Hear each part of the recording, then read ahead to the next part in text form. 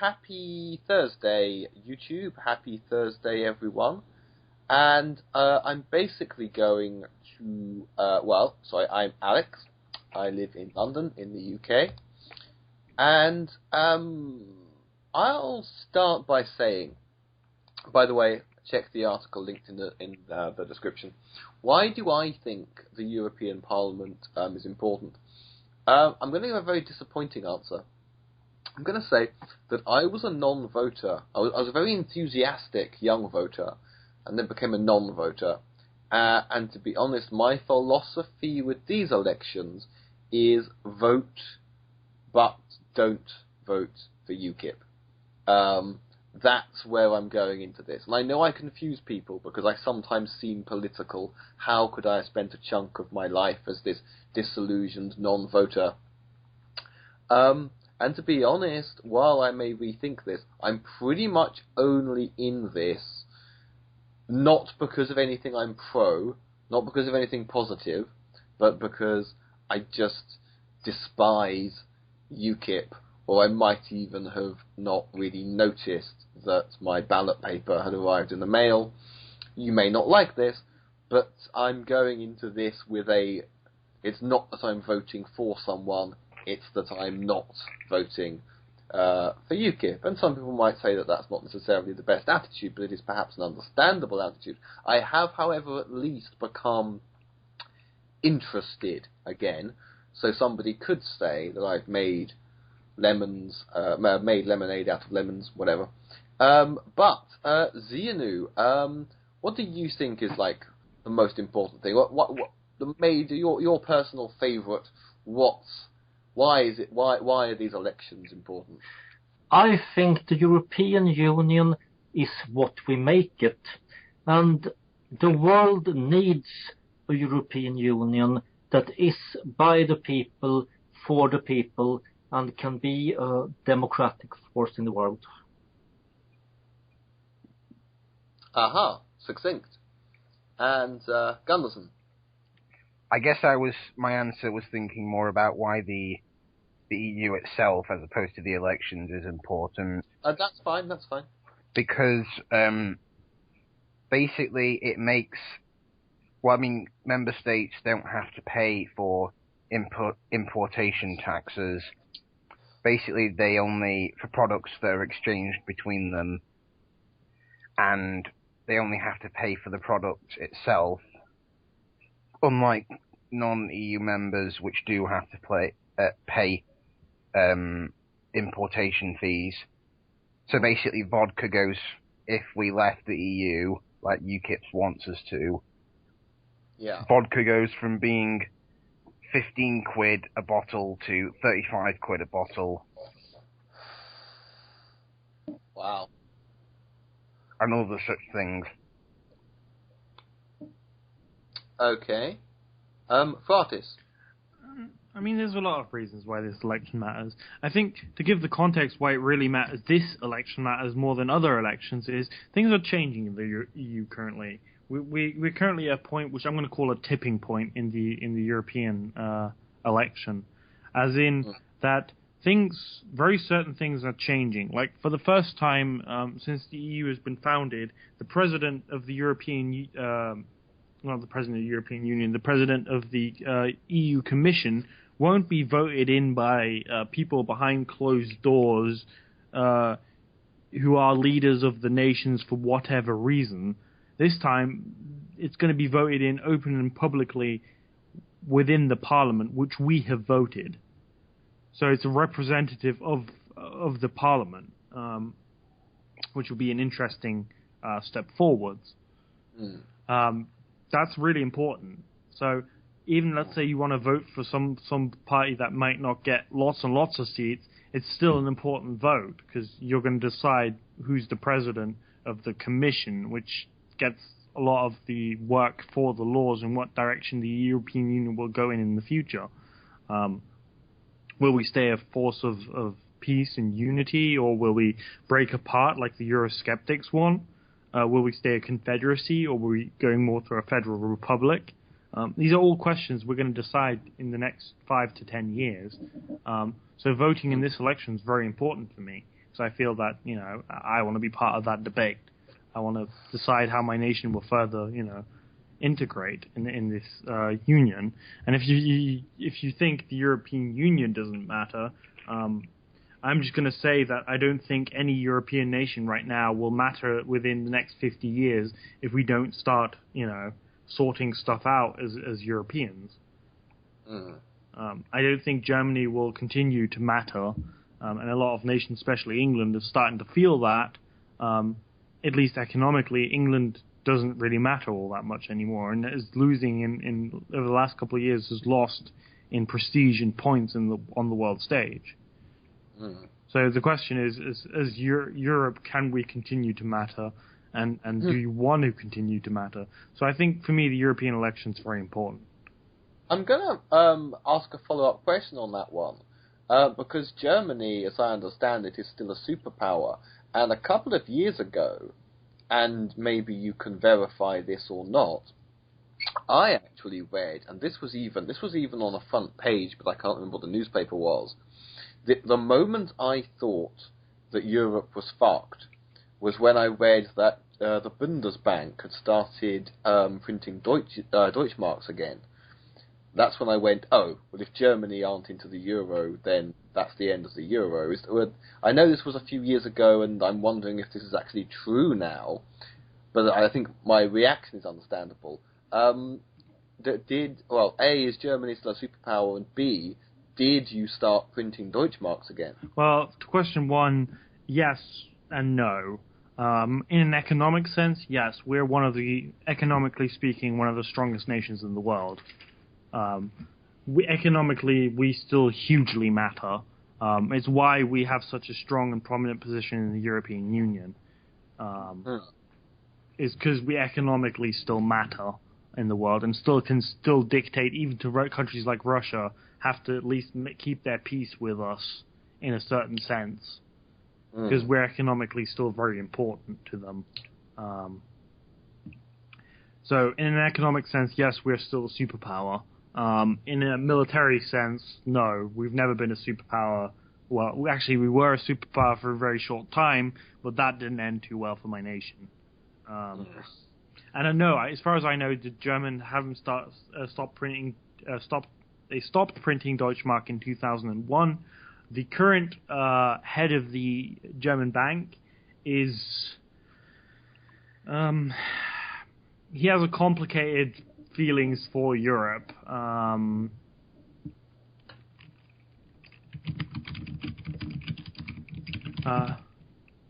We hear the sound of research, people. I can't remember his name right now. I can never remember his name. He's actually no. But yeah, basically, he has a complicated thing because he has a bit of a different position in finance than the current head of the EZB has, which is Mario Draghi. I like Mario Draghi's approach, and I don't like the position of the basically the German representative, who is super conservative.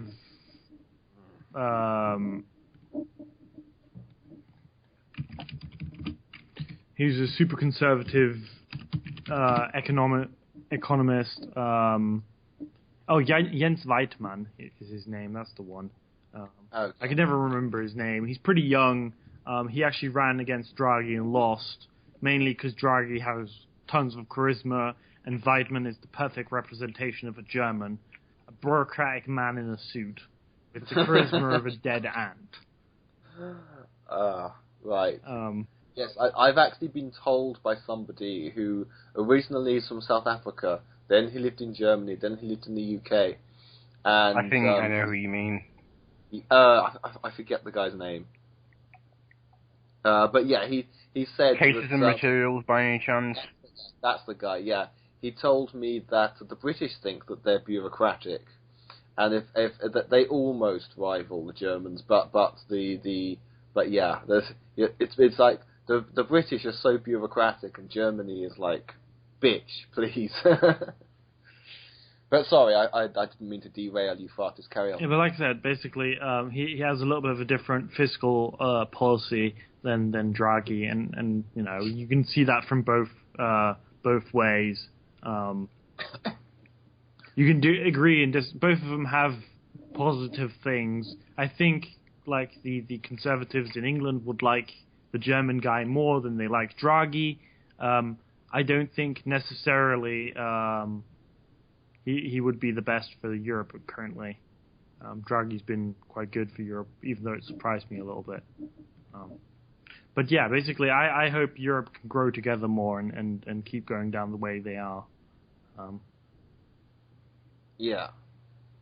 Okay, and we have a token non-European. Coqui, do you have any insights into this? Well, first, I want to applaud everyone's maturity for not saying anything when Fratis said Germany and dictate in the same sentence. I didn't notice. Also, just a reminder that today is indeed Thursday, and that's totally not false. But I guess one of the big concerns for me, as someone who's totally not going to vote due to geographic difficulties, is climate change and how this is going to be addressed. You know, there was a UN conference that wasn't too long ago that was suggesting some changes in the infrastructure, you know, a push towards nuclear, but also efforts to, I guess, store common carbon emissions. And you're going to need facilities for that. You're going to need an infrastructure for that. You're going to need laws in place if we want to, you know, basically stop the planet from becoming a total mess. And so on that, we need, you know, people voting for the right people, putting them in office that they can come up with good international laws, particularly when it comes to transportation and whatnot. So, yeah, I would say that's what's especially important about these international multilateral organizations and why who's in charge matters. Mm-hmm. Yeah. Definitely true. I'll open up the floor. Does anybody have anything to add at this point? I think Fratis' answer was the best. I really didn't have anything to say. I have one thing to add. Xzenu? Yeah, we have been talking about being a superpower or not, but that's not really the issue. The issue is how much of a superpower, how strong. As it is, the world has one superpower period, and that's a rather problematic structure. USA is somewhat democratic. It could be better, could be worse, and it can become much worse if we're unlucky. But Russia is on the rise, and we need a third option. China is on the rise too, but China is totally undemocratic, and Russia is very much in that direction as well. If we could have two democratic superpowers in the world, two really strong democratic superpowers in the world, competing with each other through democratic means and cooperating with each other on issues on democracy and so on. We need a European Union that is much stronger and much more stable and much more unified than it is today, and is much more democratic than it is today.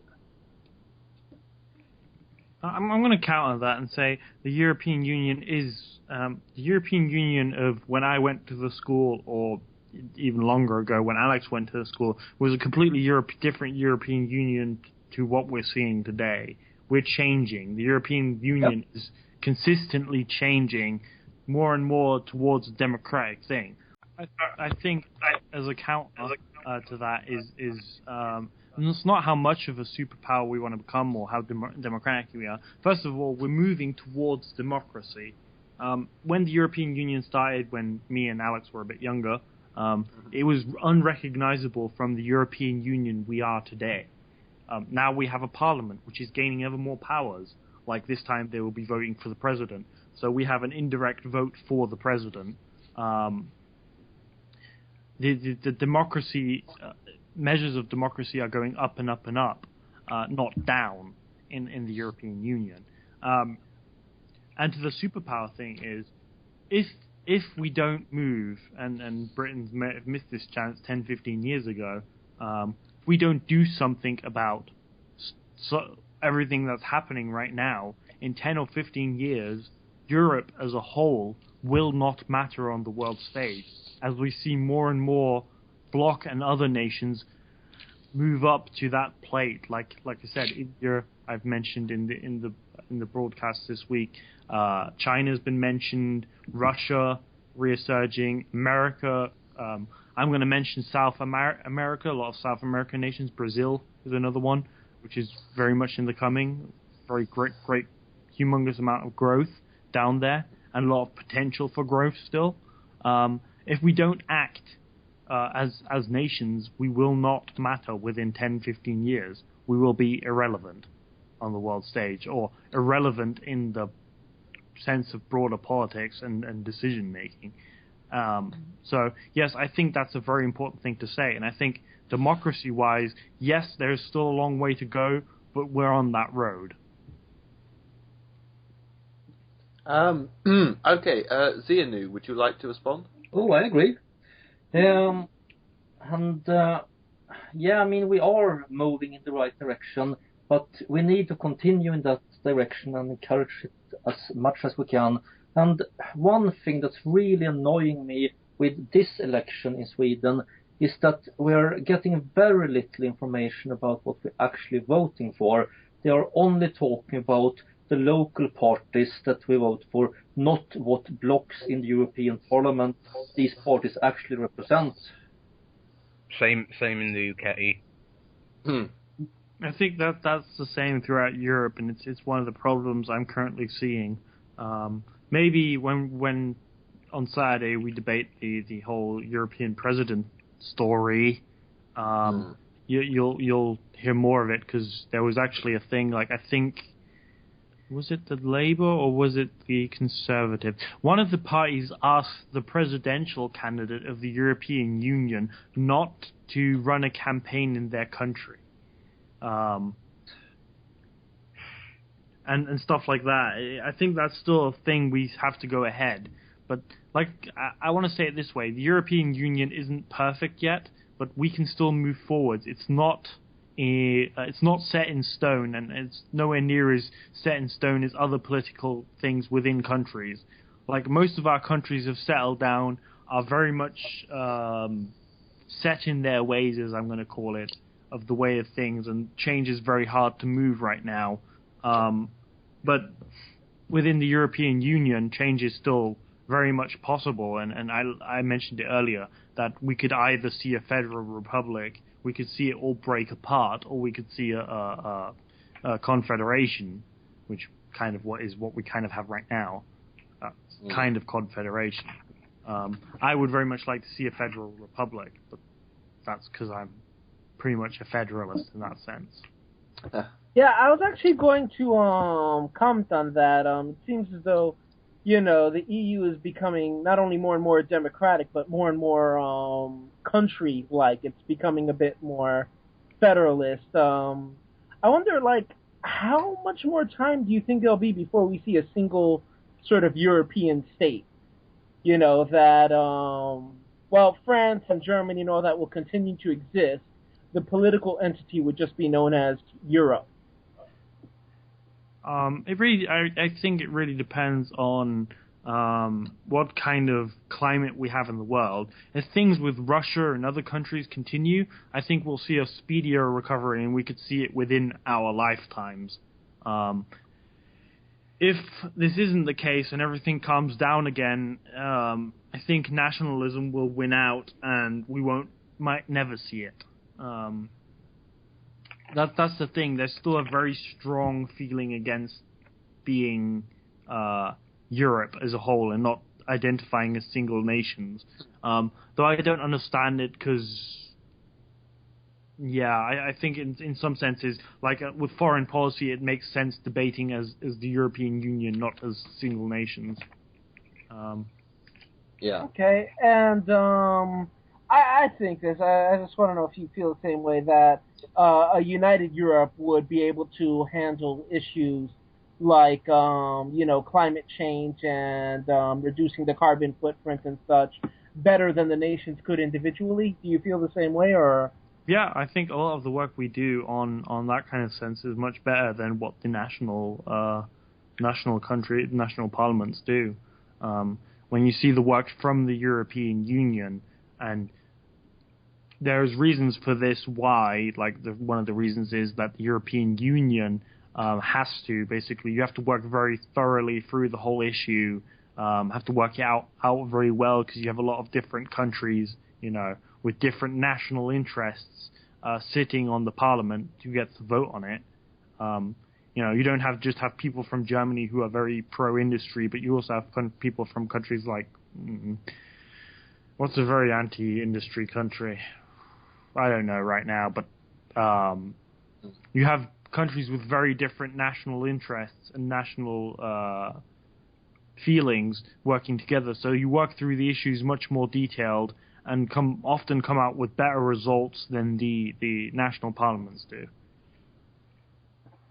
Yeah, and actually, this reminds me of something Alex said earlier, and I'd say that in our voting system, first past the post voting, it should go without saying that you're not voting for the winner; you're voting against the worst people.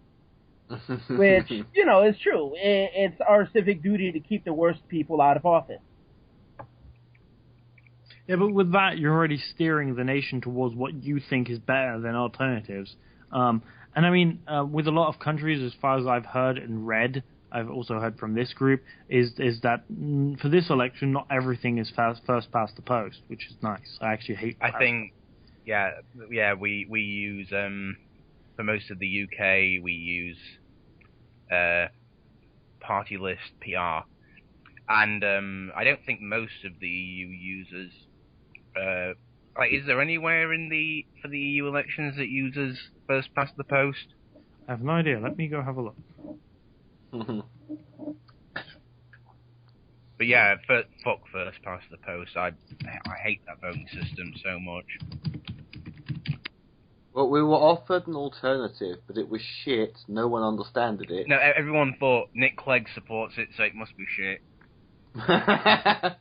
Which, yeah, okay, it just goes to show Nick Clegg is basically just David Cameron's PR meat shield. To be honest, I actually kind of like the alternative vote, but yeah. Oh yeah, I like AV. Well, it didn't work in Australia. Australia tried it, thought fuck this shit, and went back again. Fucking hell, really? Back to first post. Yeah, they didn't support what we call AV. They tried that in Australia. They didn't like it. I think... Really?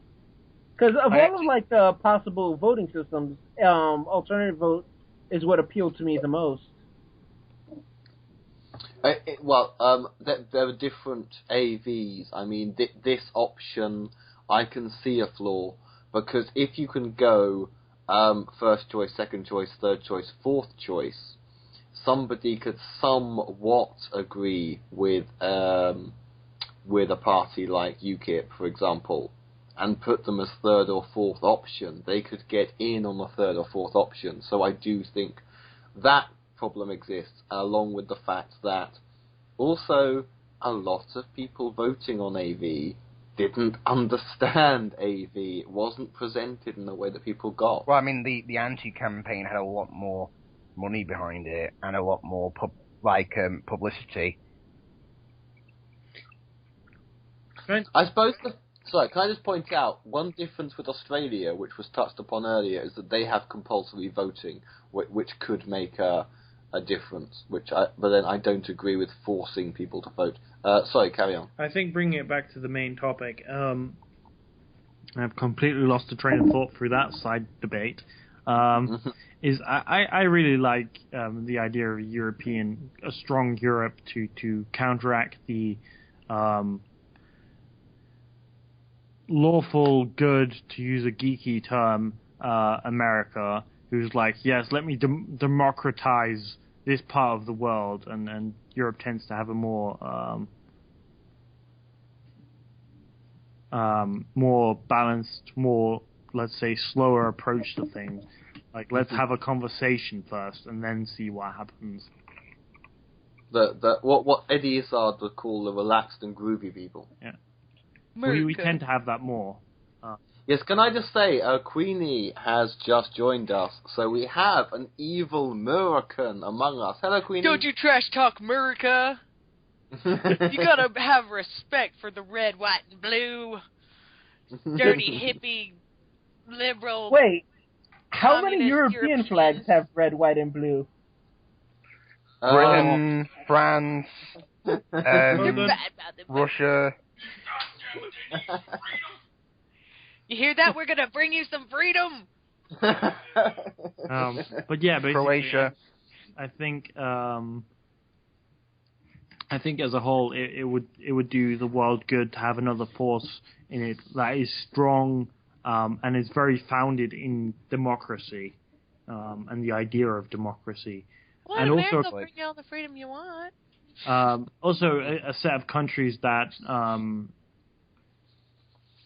is, how does one describe it best? Is very adept at has seen enough bloodshed on its soil to kind of not feel that that's the best option anymore. But Because yeah, it's even better than that. Actually, now I'm thinking, what if y'all voted for the EU to join America? That would be awesome. We would not do that.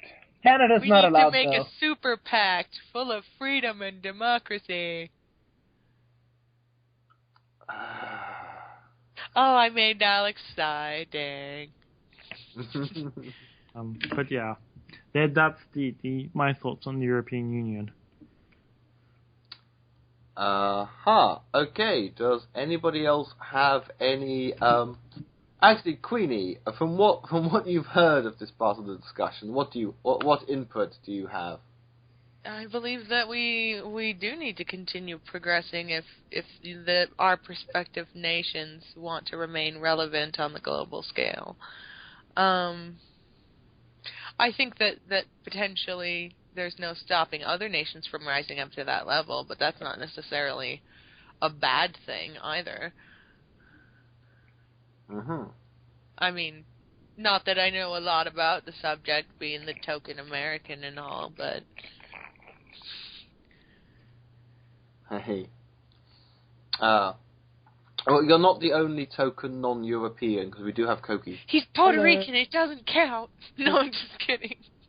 I'm so sorry. I'd say there's a couple of points here. I mean, one of them is that ultimately, power does matter. And my main focus, because I don't know everything about everything, is more to do with social and cultural issues. And in many ways, we are quite lucky people in terms of the rights of gay people, in terms of the rights of women, in terms of things like that. But if we can fall, that can all be lost. And where I see threats like, for example, Russia, this does matter, because the work that's been done, and do I even see things in terms of not even good versus evil, because I see advanced versus less advanced. That could make me sound like some kind of supremacist, but I feel justified. And that's the thing that gets me. So in terms of Europe and in terms of the world stage, we want rights for everyone. You have to teach people to respect you. So ultimately, yes, power matters and demanding respect matters. That's my closing thought. So, Xzenu. My closing thought is that united we stand, divided we fall. That is true for Europe and for all of mankind. Bringing Europe together is a big step towards a more unified world, and that is something the world completely needs. If we look at the growing fascism, it's all about dividing the world into ethnicities, with suddenly everyone who speaks the Russian language by definition belonging to Vladimir Putin, and everyone of another ethnicity belonging to the would-be Führer of that particular language group or skin color group or what the fuck ever. And these fascist movements, I mean, the nationalists are pretty much uniting in and outside of the European Union, and I mean, they don't want to be united with each other in the long run, but they are united against unity more and more. It's rather fascinating to see, and it's really disturbing. Indeed. Fratis, your closing thoughts? I think my closing thoughts are, if we continue down the path of more democracy and more growing together, I think we have something going that would work very well and will continue to work very well. And will, I hope at least, create great prosperity for all of us and for the whole European Union and outside the European Union. I also hope that we would see a more peaceful, more growing Europe in that sense. Yeah. In other senses, I just hope we don't fall down that nationalist streak, or we have a lot of people who feel so disenfranchised that they vote something like UKIP into power. But that's some of the worries I have, and I hope it just doesn't turn out like that. I think we could do a lot of good on the world stage too. I think we could be a moderating force for the Americans and a moderating force for a lot of the other superpowers currently out there, which would be good. So that's my closing thoughts, and I hope Europe stays that way and can continue down that path. I agree. I would say, I mean, sorry, I had a thought a second ago which appears to have disappeared from my brain. Oh, damn it. It's gone. That always happens. Oh, well, if it comes back to me, it comes back to me. If it doesn't, it doesn't. Coqui, your closing thoughts. Well, I guess we're all sort of in the same boat here. I believe in multilateralism and collaborative efforts, and I think greater unity will help Europe deal with a lot of the pressing global concerns that are around today, be it security or economic or, particularly climate, is what I'm especially worried about. It's important that, everyone try to work together and be more unified and face the problems that we're seeing, worldwide, as opposed to taking things just to the national scale. Yeah. And Gunderson? I have two thoughts here. One is that I think it kind of touches on something Xzenu said earlier about it's somewhat problematic how much power America has militarily. I mean, the thing is, I would say America has certainly been far more ethical about their international diplomatic power than we were when we were the most powerful country. Granted, we weren't nearly as powerful as they are now, because maintaining several colonies all over the world is bloody expensive. And plus you have to, keep rebellions that happen in check and all that. And it's hard trying to inspire loyalty to a foreign monarch is not an easy task. But anyway, yeah. I guess I think I agree. agree with what Fratis said, that if there's also a united Europe, there could also be like these two. I think it'd be better if they were cooperative rather than confrontational to America. Which I'm not. I'm not saying that's what Fratis was saying. I'm just saying. I guess these two political entities, you know, the United Europe and America, would be better working as allies to, you know, help for the good of humanity. And also, secondly, with all this nationalism and stuff that we're seeing across Europe, the thing is with the Eurosceptics and in various countries, and I'm mostly going to focus on the UK because that's where I live and that's where I'm used to hearing the xenophobic Eurosceptic people. I've noticed there's a lot of parallels between Eurosceptics, like nativist Eurosceptics, and basically, you know, Scottish nationalists. Because they both don't seem to realise what their interest is in remaining part of what they are currently part of. If you get what I mean. You know, they let cultural differences, which aren't really that big a deal when you get right down to it, take precedent over, you know, the economic benefits which they enjoy for being part of this union. And I guess it's just national. Like I guess in this case it's nationalism that actually has the potential to result in a new country being formed. But I mean, really, actually, yeah, I'm not quite sure where I'm going with this. I guess I just think that's an interesting comparison. What do you reckon? Yeah, I can see what you mean there. Does anybody have any feedback on that? I mean, it's an interesting thing. I just don't see the Eurosceptics becoming that strong or powerful. I think the pro-European forces within the European Union are, to date, still stronger. You reckon? What the numbers I've been hearing, yes, luckily. Even in the UK. I don't know about the UK. I only know about the European Union as a whole. Okay, because keep in mind we do kind of define ourselves in opposition to the rest of Europe.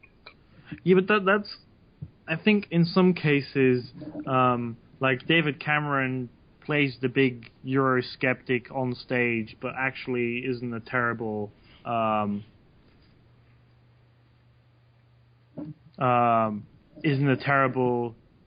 Eurosceptic in reality.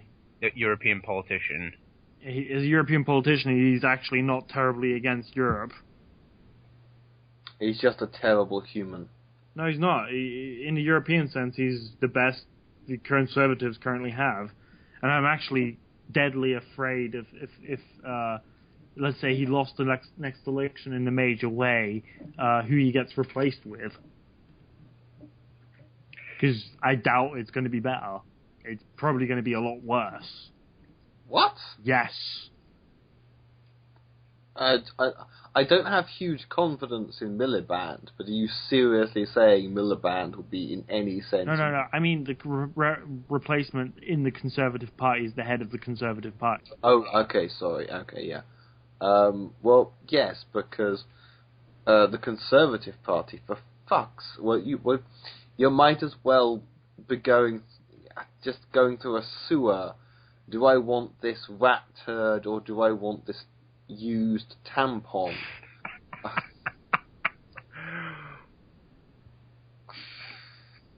But yeah, depends on how absorbent the tampon.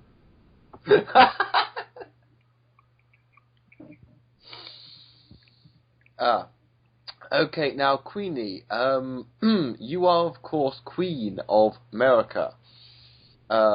this is a big evil superpower, and Europe could potentially pose a threat to you in America. So do you have any plans for when we attack you? First, we're gonna bomb Gunderson's house because he was bad-talking America. I Can't thought I was bad-talk doing the America. opposite. I approve of this. I thought I was the one defending America. You were like, Thank America's abusing power, except for not as much as British would be as if when we were in power and blah, blah, blah, blah, blah. All I heard was a bunch of talking. We're still going to bomb your house. I'm sorry, that was terrible. What if we bombed your house At with least Smuppets? I'll rate 2 fingers as the planes take the pictures of... Oh, that didn't make any sense as I thought. Never mind. That was a tricky thought process. That doesn't make any sense. We'll bomb your house with Smuppets, and that way you will have all the plush rump ass you could ever want. And that is how we will spread freedom. I want to And then see... I'll survive the blast and say, fucking hell, I nearly spilt me pint.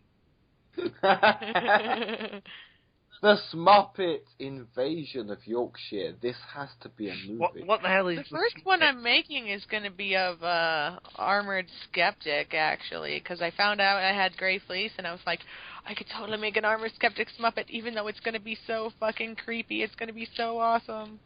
Do you know what a Smuppet looks like? Nope. It's like this. It's got a long nose, and it's got like kind of floppy arms and legs, and it's got the most voluptuous plump booty.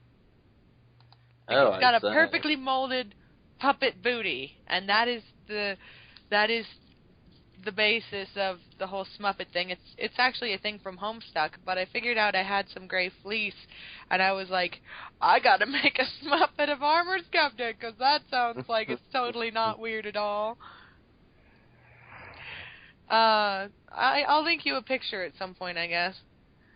But yeah. And that is how we will spread our freedom, with plump stuffed animal booties or whatever. Aha. That's actually probably what I would do if I was in charge of America. Taxpayer dollars at work. And I think with a policy like that, you should probably be president of Europe, actually. With a policy like that, you would make a better London mayor than Boris Johnson, at least. And welcome back, Xzenu. I thought we lost you, Xzenu. Yeah, it's technical difficulties. Aha. Okay. So, I'm going to go with everybody, bearing in mind the order in which I can see you is Xzenu, then Fratis, then Coqui, then Gunderson, then Queenie. So, Xzenu, do you have closing thoughts on this issue and a goodbye to the people? Well, I already said my closing thoughts, so good night, everyone. And Fratis? Have a good night, everyone, and a great end of the week. Mm-hmm. And Coqui? May the hamster prosperity smile upon Europe now and forever. I always actually do feel that the great hamster is looking over all of Europe and its nations. And Gunderson? Have a good and fuck London, because Fratis forgot to say it.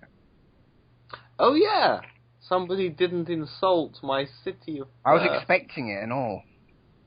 Ah, the bastard. I said that wrong. The bastard. Because my dad's from Yorkshire, so I said, the bastard. But yeah. You know, I haven't spoken to my dad for so long, I've forgotten how to say bastard the Yorkshire way. But anyway, bastard. That sounds more Scouse. I've lost it. It sounds northern either way. Okay.